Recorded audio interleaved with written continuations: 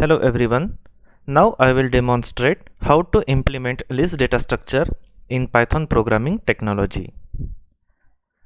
To declare a list, I will declare here variable list. Then I will assign assignment operator, then open square bracket and close square bracket. So this is my list.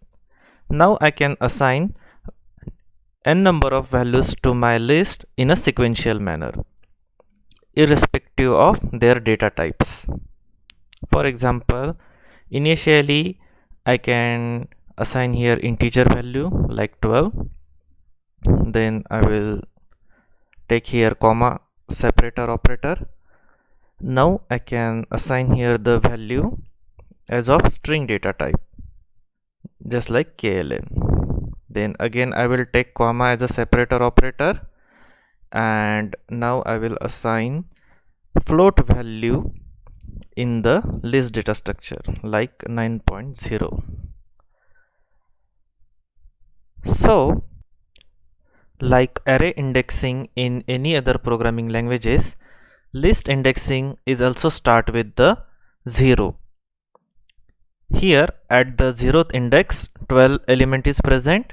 At the first index of the list data structure, KLM element is present of string data type, and at the second index of the list data structure 9.0 element is present of float data type. There are two ways to add the values in the list dynamically. First, you can add the element in the list with the help of append function. I will call here the variable name list with the help of dot operator.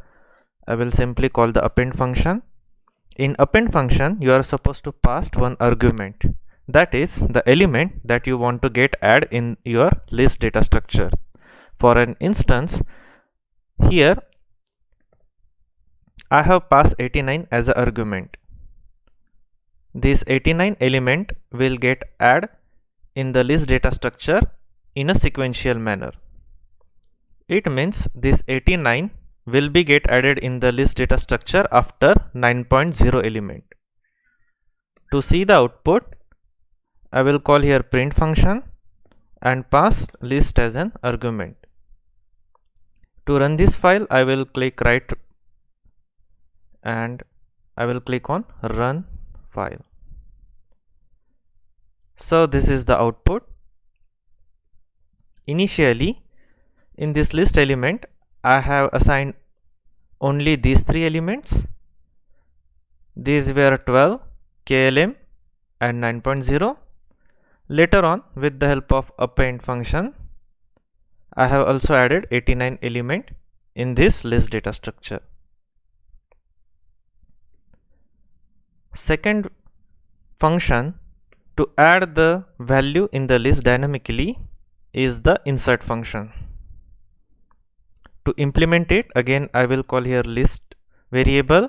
With the help of dot operator, I will call insert function. Here I am supposed to pass two arguments.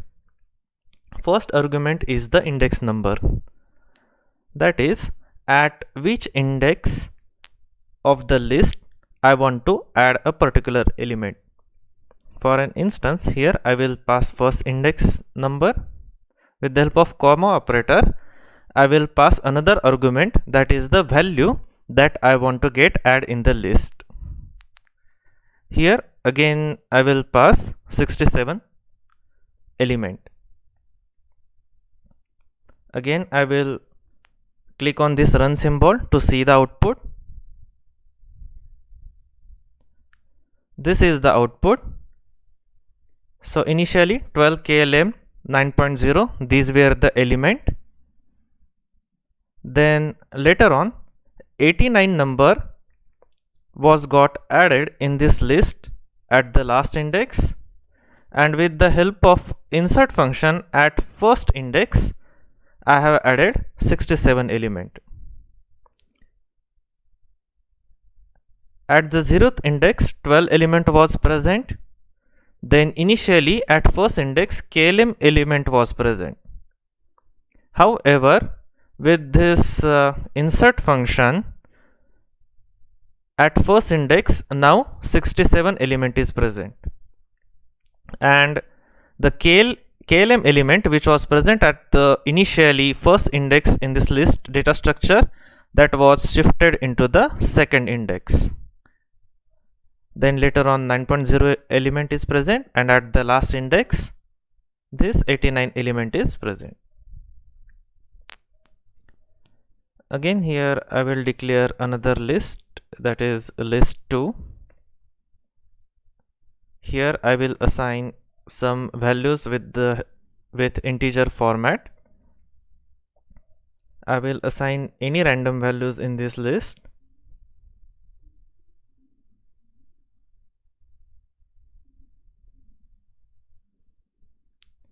So this is my list 2. I can also perform the concatenation operation between list 1 and list 2 using plus operator. For example, if I want to concatenate, that means if I want to merge these two lists, then I will simply take the use of plus operator. First list variable is list, then I will call here plus operator, and next list, that is list 2. So if I click the run button, you can see 12 to 89, this was the first list, that is list 1, and 12 to 22, this is my second list. Another way to concatenate the list is I can take the help of extend function. Here I will call first list variable, then with the help of dot operator I will call extend function, and in extend function I will pass the argument as a list2 variable.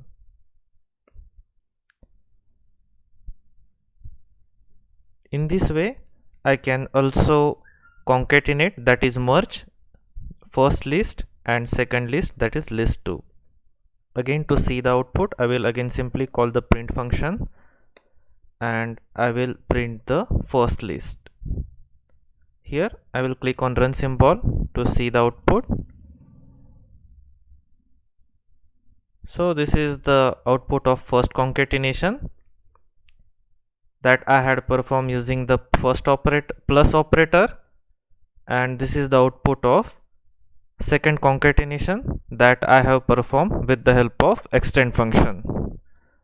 First list 1 and second list 2 got merged.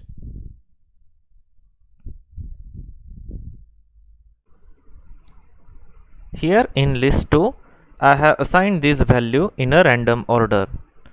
If you want to sort this list, you can do that with the help of sort function.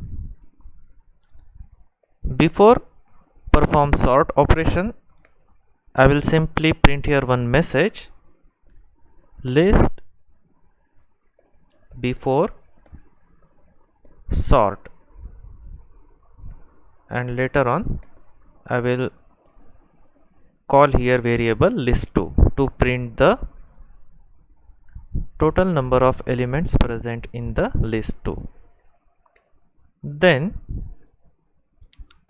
again I will here call print function, and at this time I will pass one string, that is list after sort, and simply to sort this list I will call here variable list2, that is the list variable that I want to sort, and with the help of dot operator I will simply call sort function. And to see whether the list has sorted in a ascending order or not, again I will call here print function and pass argument as a list2. Again I will click on run symbol to see the output. So this is output list before sort. So before sorting the list, these elements were present in the list in a random manner. When I had called sort function, I got this as an output, that is, now the element has sorted in the list2 data structure in a ascending order. Likewise, I can also reverse the list2 data structure. To print the elements in the list2 in an descending order, or that is in a reverse order, I can take the use of function list2. For an instance, I will call here list2 variable, and with the help of dot operator I will call reverse function. Now to see the output, again I will call print function and I will pass here list2 variable. I will now simply click on the run symbol to see the output. So this is the first output. After sorting the list function, the elements of the list2 data structure got arranged in an ascending order, and after calling the reverse function, elements of the list2 data structure now has arranged in a descending order.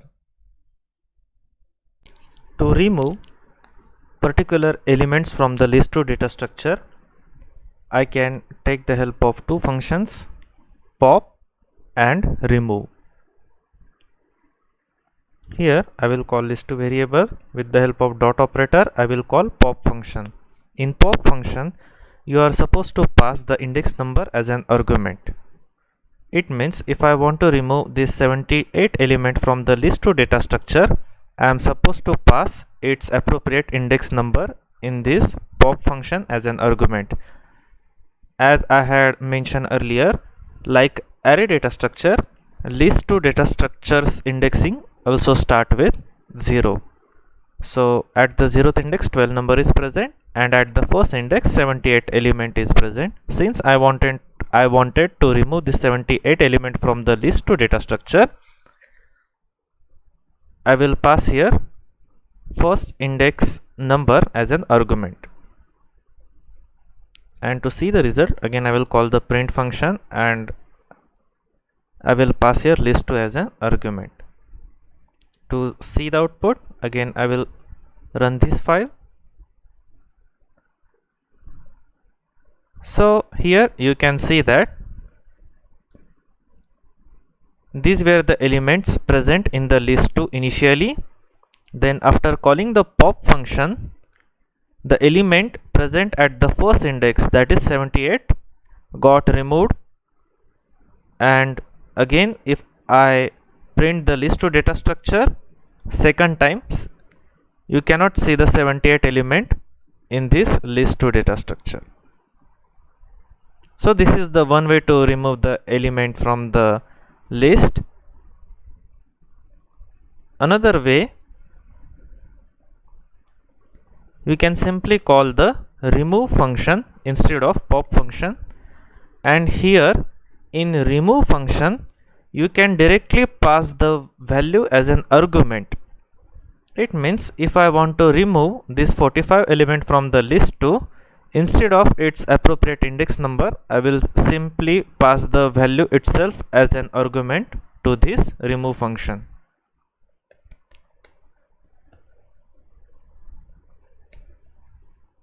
I will again run this file to see the output. So here these are the elements present in the list2 initially, and at the second time with the help of remove function I have removed 45 element from the list2, and this is the second output. You can see that 45 has eliminated from the list2 data structure. If you want to see occurrence of a particular number in the list2 data structure, that is, if you want to see how many times a particular number is present in the list2, you can take the help of count function. For an instance, if you want to see this particular 78 element has present how many times in the list2, you can simply call the count function. Here I will call the print function, then I will call list2 variable, With the help of dot operator, I will call count function. In count function, I will pass 78 as an argument, since I wanted to see how many times 78 element has appeared in the list2 data structure. To see the output, again I will run this file. You can see that output is 4. It means that this 78 element has present in the list2 data structure 4 times. This is first time, this is second time, this is third time, and this is fourth time. If you want to see, or if you want to count total number of elements present in the list2, that is, if you want to determine how many number of elements are present in the list2, to do that you can take the help of len function. Here I will declare one variable ele, that is, I will assume this is the element variable, and I will again call len function, and in this len function I will pass list2 as a variable argument. So this len function will return the total number of elements present in the list2, and that count will get assigned with the help of assignment operator to this ele variable. And I will call the print function, and I will print the value that is present in the ele variable. Again I will run this file. So you can see 10 is the output. It means that there are 10 number of elements present in the list2. This is first, second, third, fourth, fifth, sixth, 7, 8, 9, and this last one is 10. So these are the operations that you can perform in the list2 data structure in Python technology. Thanks everyone to watch this video. If you really like this video, then hit the like button. Please do subscribe my YouTube channel. Thank you so much everyone.